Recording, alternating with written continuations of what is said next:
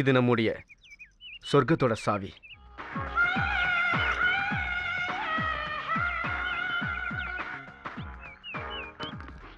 என்ன பிடிச்சிருக்க அந்த வீடு? இதுக்கெல்லாம் எனக்கு அருகதை இருக்கான்ற பயம் தான் இருக்கு. Wow, it's so wonderful, fantastic, nice. Thank you. நம்ம சொர்க்கவாசல் திறந்த அன்னைக்கு ஒரு குட் நியூஸ் சொல்லவா? ஒரு புது பிசினஸை பத்தி. நம்ம லீலா காலனியை டெமாலிஷ் பண்ணி அங்க ஒரு புது நகரத்தை உருவாக்க போறேன். ஐ மீன் அபார்ட்மெண்ட்ஸ், ஷாப்பிங் காம்ப்ளெக்ஸ், ஒரு மினி தியேட்டர், 5 ஸ்டார் ஹோட்டல், அப்புறம் எக்ஸெட்ரா எக்ஸெட்ரா. வெல், ஒரு அழகான நகரமா உருவாக்க போறேன். வாவ், உனக்கு ஓகேயா? நீங்க முடிவெடுத்தா அது கண்டிப்பா தப்பாகாது. பாரத் மோட்டார் சிவன் தான் இந்த ப்ராஜெக்ட் ஐடியா கொடுத்தது. அவரும் இதுல ஒரு பார்ட்னர். சிவனா? அந்த ஆள ஒரு பிசினஸ் பார்ட்னரா நம்ப முடியுமா? பிசினஸ்ல நம்பிக்கை இல்லாம ஒன்றும் பண்ண முடியாது. நம்ம மேல நமக்கு நம்பிக்கை இருக்கணும், அவ்வளவுதான். ஆனா இதுல ஒரு பிரச்சனை இருக்கு. அன்பு அண்ணா, 2 இஷ்யூ தான் வரும். ஒன்னு சிவனோட பார்ட்னர்ஷிப், இன்னொன்னு காலனியை காலி பண்றது.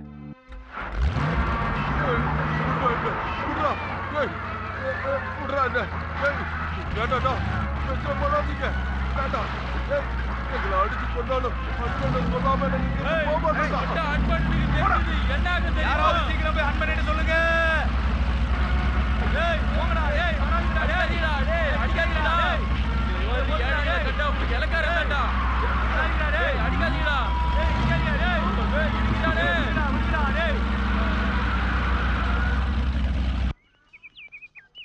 சார், கிட்டத்தட்ட நமக்கு 75% வேலையெல்லாம் முடிஞ்சு போச்சு. மிச்சம் 25% சீக்கிரமாக முடிச்சிடலாம் சார். ஹலோ. என்ன சாமி? என்ன இடிச்சு தள்ளுறாங்க? ஓஹோ, அவ சிவன் புத்தியை காமிச்சிட்டான்ல.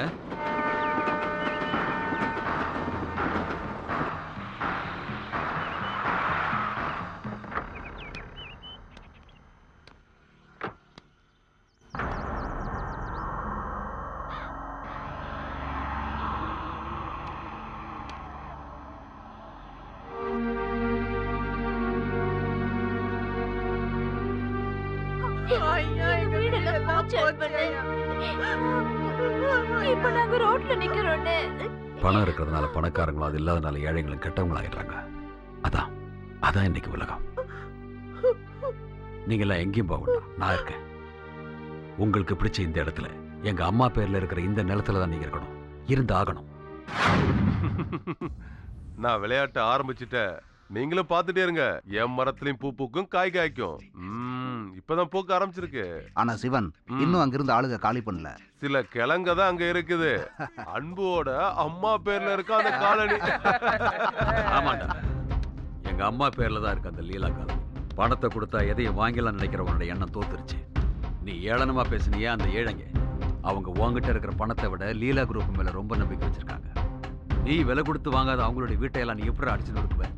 அதை நாங்க பேசி தீர்த்துப்போம். நீங்க ஒன்னும் போலீஸ் கிடையாது. ஆமாண்டா, நான் ஒன்னும் போலீஸ் கிடையாதுன்னு ஒத்துக்கிறேன். இந்த புறம்போக்குங்களை கையில போட்டுட்டு தான் ஆட்டம் போடுறேன். வேண்டாம். ஏய் மிஸ்டர், மரியாதையா பேசுங்க. அந்த மரியாதை சொல்றவனுக்கு இருக்கணும். பணக்காரனோட எச்சி காசுக்கு ஆசைப்பட்டு ஏழைங்களுக்கு எதிராக செயல்படுற ஒன்ன மாதிரி கேவலமானவங்க கிட்ட இது இல்ல, இதோட மரியாதை குறைவா பேசலாம். இதுக்கு மேல நீ ஒரு வார்த்தை பேசணும்னு வை, உன்னை யாருங்க கூப்பிடல. வர வேண்டிய இடத்துக்கு வரணும், சொல்ல வேண்டிய விஷயத்த சொல்லி ஆகணும். ராத்திரியும் பகலுன்னு கஷ்டப்பட்டு உழைச்சி கஞ்சி குடிக்கிற ஏழைங்க கிட்ட அவன் வீரத்தை காட்ட பாக்குற, அதுக்கு ஒத்துக்க மாட்டேன். என் பணத்தை வச்சு அங்க என்ன கட்டணும் கட்டக்கூடாதுன்னு முடிவு பண்ண நீ யாரு? உங்க அம்மாவே எங்க நின்னால அவங்க மேல வண்டி ஏத்தி சாம்ராஜ்யத்தை ஆரம்பிப்பேன்.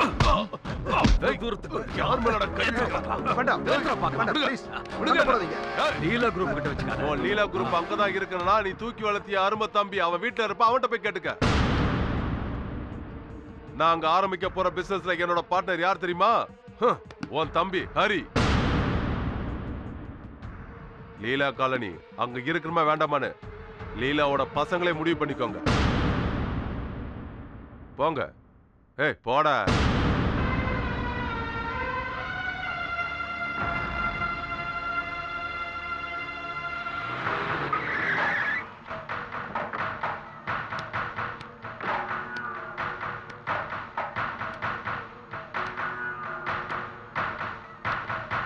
ஹரி, என்ன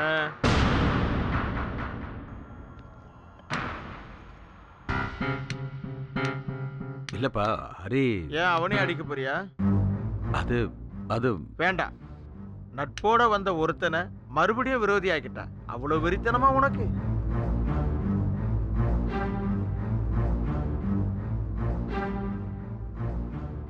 காலையில் இருக்கவங்க உன் பேச்சவ கேக்குறாங்க. அப்படி இல்லையே. சிவனும் அரியும் அவங்களுக்கு கொடுக்க வேண்டியதை கொடுத்துட்டாங்க, அவங்க போயிட்டாங்க. அங்க இருக்கிறவங்க உன் ஆளுங்க. நீ சொன்னாதான் அவங்க போவாங்க.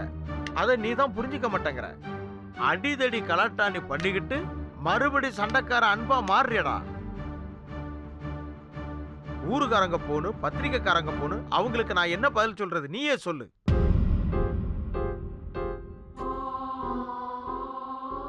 லீலா குரூப்போட அண்ணன் தம்பிங்க அடிதடியில தான் பிரிஞ்சாங்கன்னு கேட்டுட்டு தான் நான் சாகணுமாடா?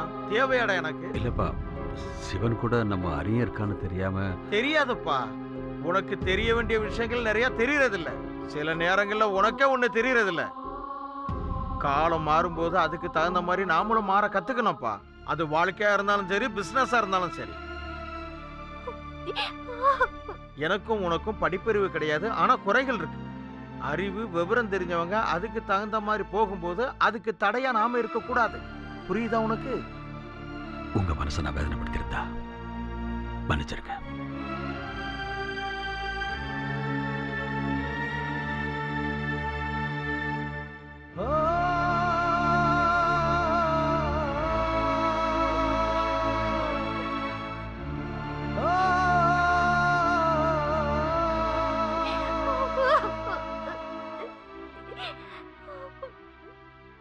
ஏய், என்னடி இது? ஏன் அழற? வேற யாரு திட்டினா? எங்க அப்பா தானே. அழாத.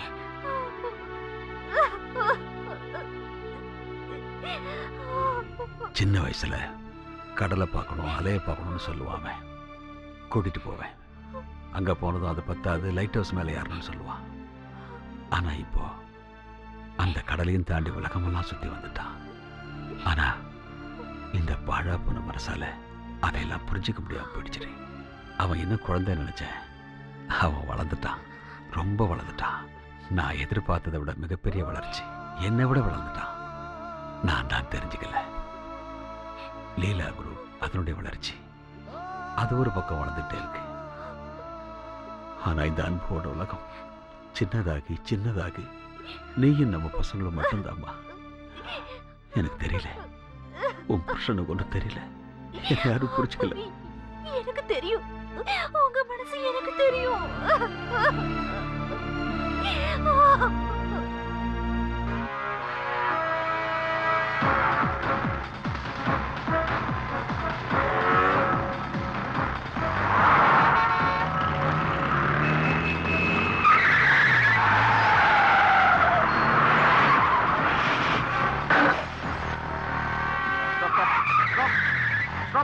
Stop! Stop!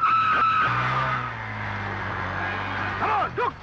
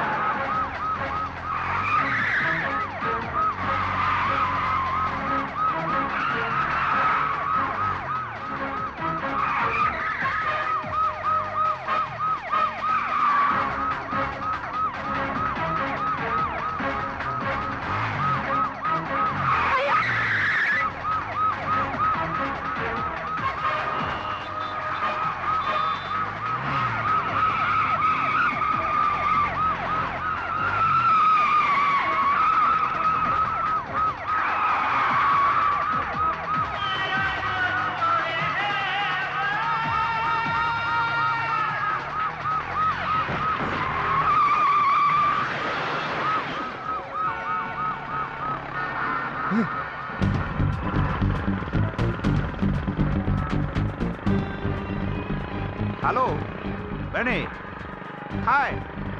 வந்துட்டேன். First left, then right, straight. Okay.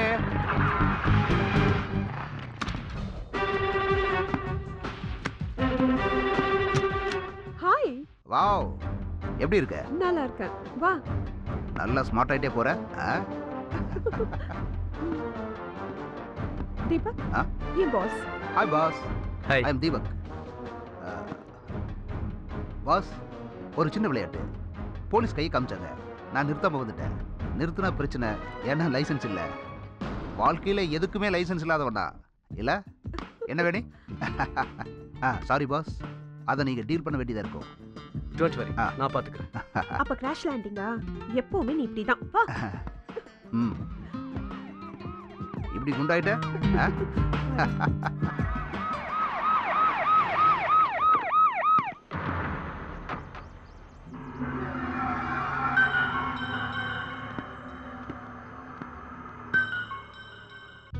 சாரா, சார் இங்க என் ஃப்ரெண்டு இங்க தங்குற விஷயமா இந்த பைக்ல வந்தது அவர்தான், ஃப்ரம் கோவா. சொல்றேனேன்னு தப்பா நினைக்காதீங்க, பெரிய பிரச்சனை பண்ணிட்டு வந்திருக்காரு. அவங்கிட்ட லைசென்ஸ் இல்ல, அதான் நிறுத்தாம வந்துட்டான். நினைச்சேன், போலீஸ் வண்டியோட கண்ணாடி உடைச்சிருக்காரு. ஒரு கார் ஆக்சிடென்ட் ஆயிருக்கு. அப்புறம் தெரியும், அதுல எவ்வளவு நஷ்டம் ஆச்சுன்னு சொல்லுங்க, அதை நான் பாத்துக்கிறேன். பிரச்சனை எதுவும் வேண்டாம். உங்களை என் ஸ்டாஃப் வந்து பாப்பான். Okay sir. Okay, thank you. உனக்கு ஒரு நல்ல வேலை, வருமானம், சந்தோஷமான வாழ்க்கை, இதெல்லாம் எனக்கு பிடிக்கலன்னா உன்னை பாம்பேக்கு போக சம்மதிச்சிருப்பனா? இல்ல. லுக் தீபக், இந்த ஊரே இவங்களோடது தான். லீலா குரூப்போட நான் பெர்மனெண்டா இருந்தேன்னா என் லைஃபே செட்டில் ஆயிடும். உனக்கும் இங்க ஒரு நல்ல வேலை வாங்கி கொடுக்கணும்னு நினைக்கிறேன். நான் பாஸ் கிட்ட சொல்றேன்.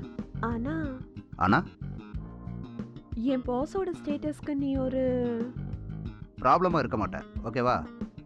என்னைக்காவது நான் உனக்கு ப்ராப்ளமா இருந்திருக்கேனா? அக்கா, அந்த சட்னி எடுங்க.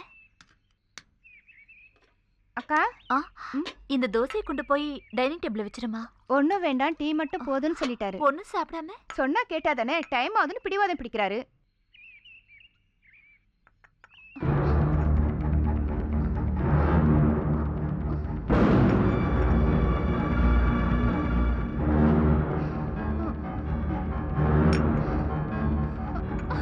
அக்கா, ஐயோ, என்னாச்சு? என்னாச்சு? அம்மா, என்னடி கீழே விழுந்துட்டியா? நான் ஒண்ணு விழல. இந்த வீட்டுக்கு புதுசா ஒரு ஆள் வர போறாங்க. அதுக்கு இவ்வளவு சத்தமாவா பாத்திரம் எல்லாம் உருட்டிக்கிட்டு? ரேவதிக்கு தலை சுத்தவங்க. அதுக்கு ஹரி அப்பாக்க போறாங்க. அப்படியா? என்னப்பா? அது இந்த வீட்டுக்கு ஒரு குட்டி பாப்பா வர போகுது. தாத்தா, அன்பு, அமெரிக்காவில் இருக்கிற ரேவதியுடைய அம்மா அப்பாவுக்கு உடனே போன் பண்ணி சொல்லிடு. வேற யாராவது கூப்பிடணுமா? அந்த ஈஸ்வரனை கூப்பிடுடா, போன்ல இல்ல. அப்போ நான் கிளம்புறேன். எங்க ஹரி கிளம்பிட்ட? எல்லாரையும் கூப்பிட்டு ஃபங்க்ஷன் பண்ண வேண்டாமா? என்ன சொல்ற? சூப்பரா கொண்டாடணும் சித்தப்பா. ஆனா மீட்டிங்க்கு போகாம இருக்க முடியாதம்மா. அதுக்கு வேற யாராவது அனுப்புங்க. நல்ல காரியங்கள் நடக்கட்டும், யாரும் தடுக்க வேண்டாம். நம்ம வீட்டுக்கு ஒரு ஐஸ்வர்யம் வர்ற நாள், யாரும் தடங்கல் பண்ண வேண்டாம். எல்லாம் நடக்கணும், நீ போ. என்னடா பாயிண்ட்? இப்போ வந்துருக்கா? சாரி, போகாம இருக்க முடியாதுமா. நான் வந்ததுக்கு அப்புறம் கொண்டாடலாம். என்ன? அது போதும், நீங்க போயிட்டு வாங்க. நான் ஃபோன் பண்றேன். மட்டுமா?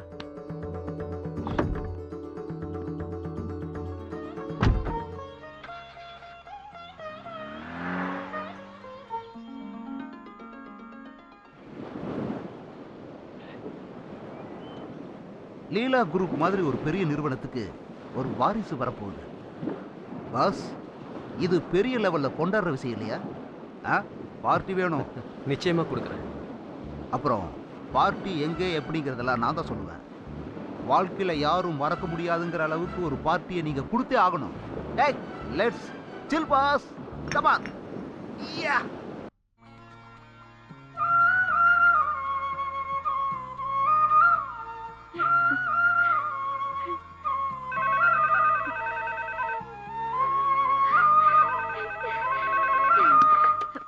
ஹலோ, மிஸ்ஸஸ் ஹரி இருக்காங்களா?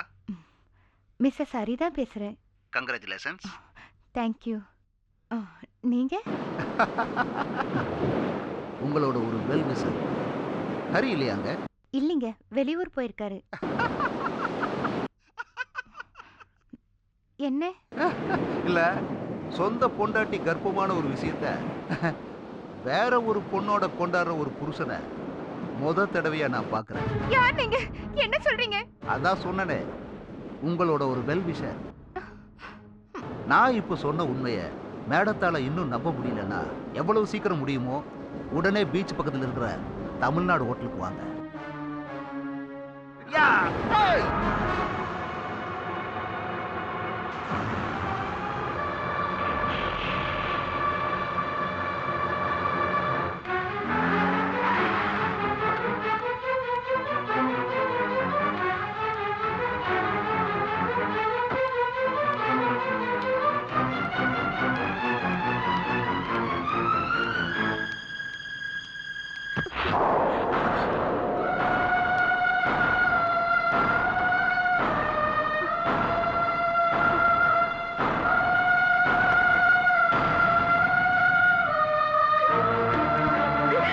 ரேவதி,